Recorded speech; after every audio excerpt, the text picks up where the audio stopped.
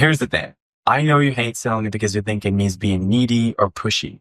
And the reason is because the only sales experiences you remember are the bad ones. But guys, the problem is you can be a really good automation expert that builds amazing systems. But if you can't sell them, well, you already know the answer. So today I'll show you how I close over 60% of my deals. I'll share my exact script. So by the end of this video, you'll have the exact framework that made me over 7 figures. So let's get into it. So I know you are here because you hate sales and you want to not hate sales so you can make more money. So you can sell sales systems, so you can sell automations, so you can grow and scale a profitable automation or sell some agency. So you here by default, if you are watching this, the difference between you and most automation experts in the AI and automation space isn't the skills, okay? I want you to really pay attention to this. So it's not the skills. It's that you will learn, right? You will learn how to sell without being that pushy salesperson we all hate. Okay, we all know this.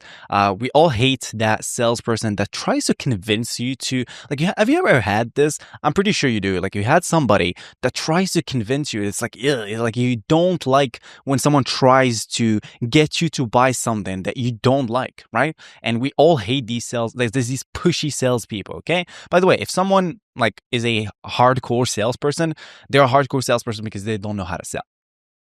I know. By the way, I hate sales. I've heard this so many times. And when people say I hate sales, I think to myself, how is that possible? Okay, now, me personally, I love sales. I love selling. I love salespeople. I have 20 sales reps in my company. 20 sales reps. Think about it. And I trained them when I wanted to scale. And I also teach people inside of my community, which is basically like we have a sales training every Friday, where essentially like a member acts as a prospect and another member acts as a closer. And I just pay attention to how the interaction goes. And I just quickly, like, I say, hey, fix this tone. Don't say this that way. Okay, don't say this, say this. You know, it really helps. It's called constant feedback. And by the way, I did not invent this myself. I took it from Alex Hormozy when he was scaling Gym Lunch. Okay. So he like literally like you put your salespeople in front of you and they would literally act as in a real life sales call. And then one tries to sell to the other person. And then you just constantly like feedback loop. And this is the best way for people to learn anything in life in general. Okay. So it's constant feedback. So this is exactly what I'm going to teach you today. Now, when you say I hate sales, okay. And I heard this a million times. The reason why you hate sales is because this is really like, this is so accurate. And I know you're going to be nodding your head right now. The only sales experiences you remember are the bad ones. Right? Think about it. The only sales experiences you remember are the bad ones. And it felt so painful. And now deep in your heart, you don't want other people to have this exact same pain or painful experience that you had, right? You don't want other people to actually experience the same thing. So it's totally relatable. But here's the problem. See, when you have a bad sales experience, well, now we have fear of selling. Well, if you are afraid of selling, well, you can't grow a business, right? You can't make money because think about how can you make money? How can you make money? How you can grow a sales automation or sales system or automation agency if you can't sell or if you don't want to sell? Because people are not just going to say, hey, I know you have this, but I'm just going to come to you and give you money. No, you got to ask for money. Okay. Right? Are you tracking? So the fear of selling will basically be the biggest bottleneck, the biggest problem. Saad, what do you mean by bottleneck? Will be the biggest hurdle, right, in your entire business you'll have if you want to sell automation, sell sales systems, and actually grow a profitable business, okay? So what we're going to do is I'm going to basically break this limiting belief about the fear of selling, and I'm also going to give you my entire sales script. We're going to go through it together, you and me, and then essentially you can just copy and paste it, okay? So this is basically the exact sales script that I've used with my sales reps and exactly what I teach. Okay, so here's what I've discovered, okay? Selling doesn't have to be painful, guys. Selling doesn't have to be painful, okay?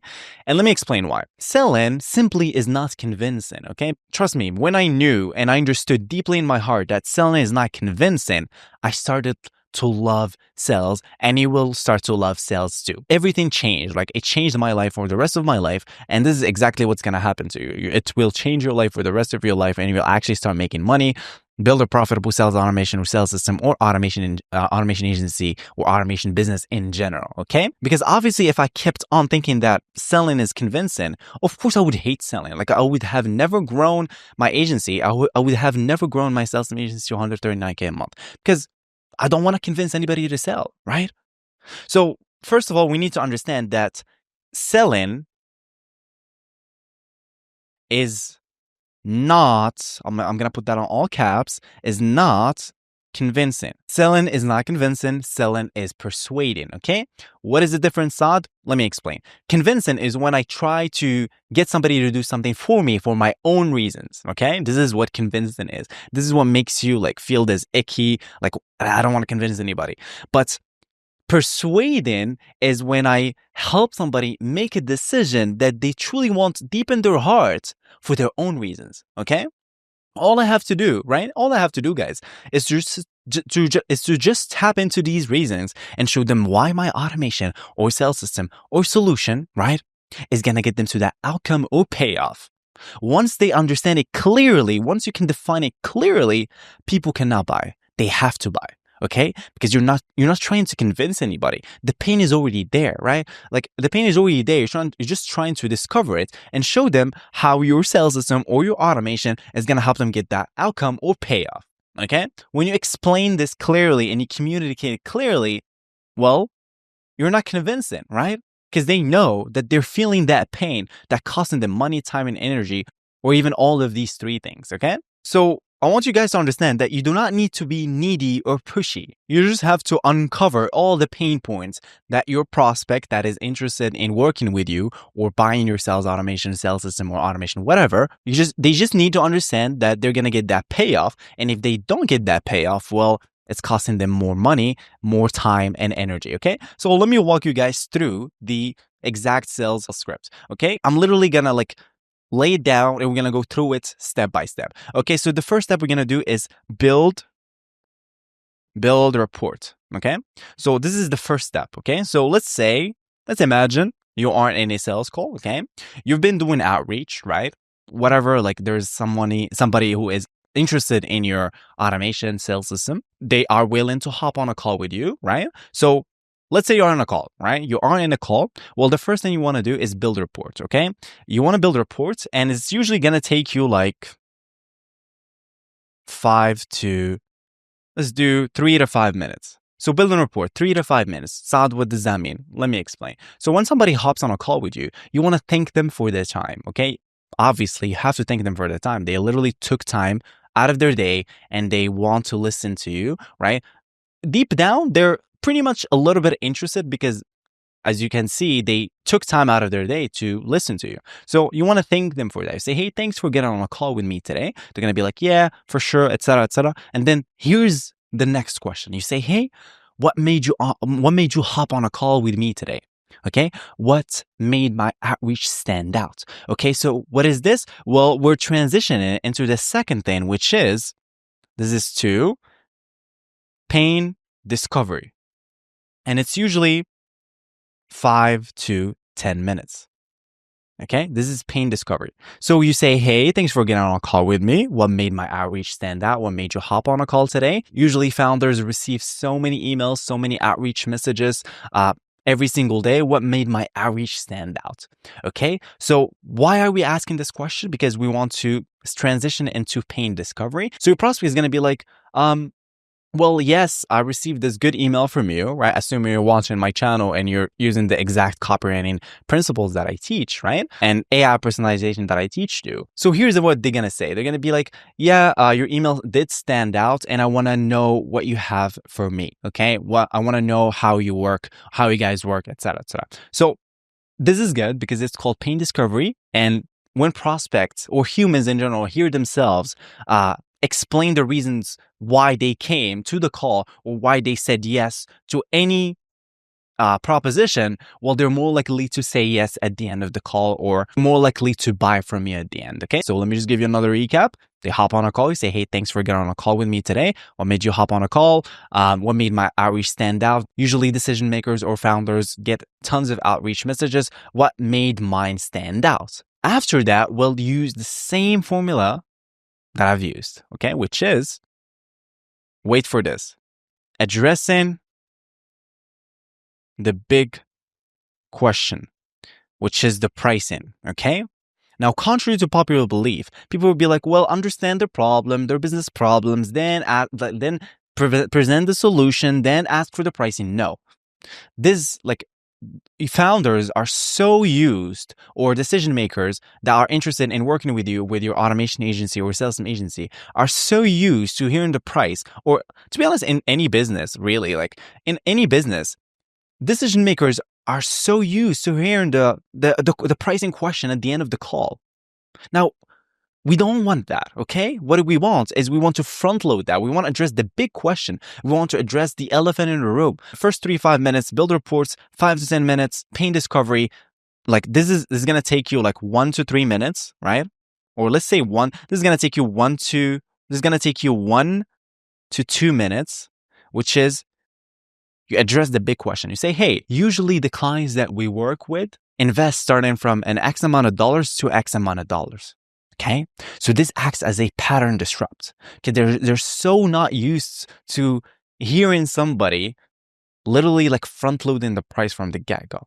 And this is what makes you jump from like literally sucking at sales to actually being good at sales. This is what makes people go from 20% to 70% close rate, okay? So you address the big question, the pricing, and after that, once you address the big question, well, now they're going to really ask you the real questions. They're now interested in knowing more about your process. And now this is where you explain, okay?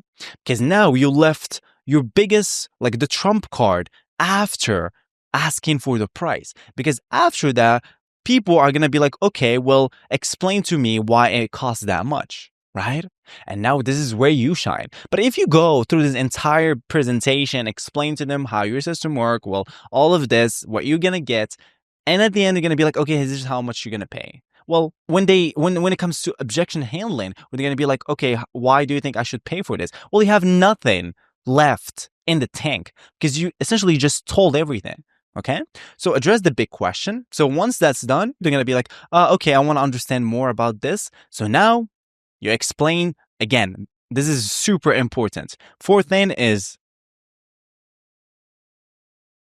just a high level explanation, benefits over features. Okay, this is huge. All right.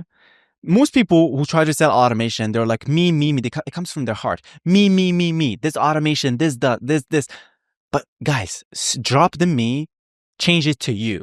Okay. So benefits over features. Okay. I know you built this system. I know you want to show off the system, but trust me, people don't care.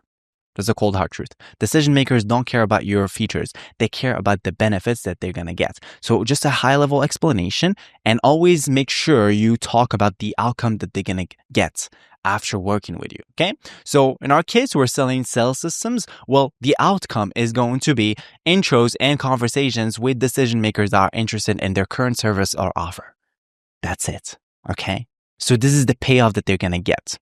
Companies or decision makers that are interested in their current offer/product. See? So I'm not saying, hey, personalization AI, make.com, N810. No, they don't care. Okay. They don't care about it because because you guys have to understand that the process is confusing for decision makers. It is confusing. But for us, it's not confusing. But for them, it is. So when you talk about the process, well, now they're confused. And if you're confused, you lose. So just a high-level explanation, benefits over features. And the fourth step, this is huge, show them the costs of not working with you. Not just the payoff. This is really important because most people who try to sell automation, they're going to show them just the outcome. Okay, you're going to get this, you're going to get this, you're going to get this. That's sweet. But what I do and what I teach people is always show them the cost. Show them how much they're going to be losing if they are not working with you. Let me say it one more time. Show them the costs that they're going to have to pay if they don't work with you. Okay? How do we do that, Saad? Well, you ask them, right? When you're going through the high-level explanation that we just talked about in step 4, in these high-level explanations, you ask them questions about the current process. You ask them, how are they currently generating leads? Okay, how are they talking to decision makers? So you'd ask them, hey, how are you guys currently generating leads? Have you guys tried outbound sales systems before? Now, let me give you guys the straight answer. Most of these companies just rely on referrals and ads. Now, we all know referrals are going to dry up at some point. We all know that ads are expensive. So what do? Well, we show them the cost of not working with you by comparing whatever they are doing right now to our solution. Because you guys need to understand that if you don't compare, right? If you don't compare your solution to whatever they are currently doing, they're always going to compare to something that costs them less. Okay, so what I do is I show them the payoff that they're gonna get, okay, and I also show them the cost that they're gonna have to pay if they don't work with me, okay? So now that you show them the outcome and the payoff, well, sixth step, close. After they reveal all these pain points that they have, right? Well, what do you do now? Well, you simply just close, okay? That's literally it. You just close, and here's my formula. I literally send them a proposal right in the call. That's literally it. I send them a proposal in the call, and I schedule the kickoff or the onboarding call and the exact sales call. Because when people are hot, this is where you want to strike. Now, I know you might be wondering, Saad, this is not you being a nightclub bouncer again. So when people are hot, this is when you want to strike, because now you reveal the pain, you introduce the solution, right, as the outcome or payoff, and then you show them the cost of not working with you. Well, simply now, literally, this is all you have to do, right? You just close. It's kind of like when boy meets girl, right? And girl is interested or boy is interested, but nobody's making the move, right? Just dumb, right? You don't want to do that because they're already interested. So the same thing, when you build reports and you discover the pain and you address the big question and you have a high level explanation, benefits over features, you reveal the pain points and you show them the cost of not working with you while also showing them the outcome and payoff your automation or solution is going to get them to, well, now simply just close. That's literally it. You send them a proposal, you get it signed, and you schedule the kickoff call, and boom, you just close the client. See? So now, obviously, it's not like you're just going to have to copy this and you're just going to be like closing these left and right. Obviously, you have to put in the reps. Obviously, you're going to have to talk to a lot of people so you can get better at communicating, all right? So what you should be doing now is just basically practicing, get in the reps, and basically just get out there, take action. I believe in you, and I'll talk to you soon. Peace.